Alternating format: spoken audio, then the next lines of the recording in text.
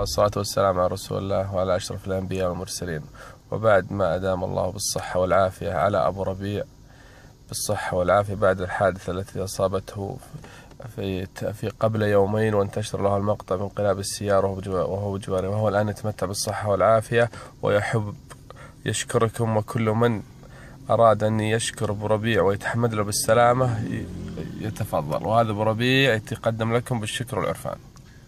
بسم الله الرحمن الرحيم. السلام عليكم ورحمة الله وبركاته. الحمد لله.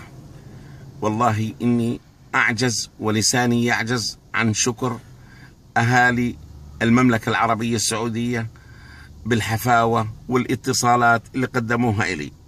والله إنه كأنه ما صار علي شيء ولا جاني أي خسارة من كثر الاتصالات اللي جت. وإني والله إني أخلصت لكم النية والعمل، وهذا يزيدني إصرارا على هذا الشيء. والله إني أتشرف وإني مقصر بحق الصغير والكبير من أهالي المملكة العربية السعودية. والله إني مقصر بحق الأنثى والذكر، الصغير منهم والكبير، وإنهم حملوني أشواقهم وتحياتهم، وهذا المعروف اللي منكم لن أنساه مدى الحياة. ولا أراكم الله مكروه. وأشكر كل من اتصل علي، أجاني أكثر من 650 اتصال، وإني شاكر ولساني عاجز عن الشكر. والله لا يكفي الشكر، لكن أقول جزاكم الله عني كل خير، ولا أراكم الله مكروها، وبارك الله فيكم.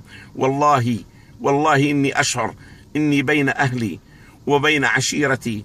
أنا إلى الآن في المملكة 46 سنة. والله إني أفضل هذه الديرة عن ديرتي الأردن. والله إني أرتاح في هذه البلاد أكثر مما أرتاح في بلدي الأردن، لأني عشت فيها، تربيت فيها، يعرفني الصغير ويعرفني الكبير. وأحمل لكم كل مودة وكل تقدير، وجزاكم الله عني كل خير. وأنا مقصر مع الجميع. أدام الله عليكم نعمة الصحة والعافية والأمن والأمان على هذه البلاد الطاهرة الطيبة، وأهلها يستاهلون كل خير. والسلام عليكم ورحمة الله وبركاته.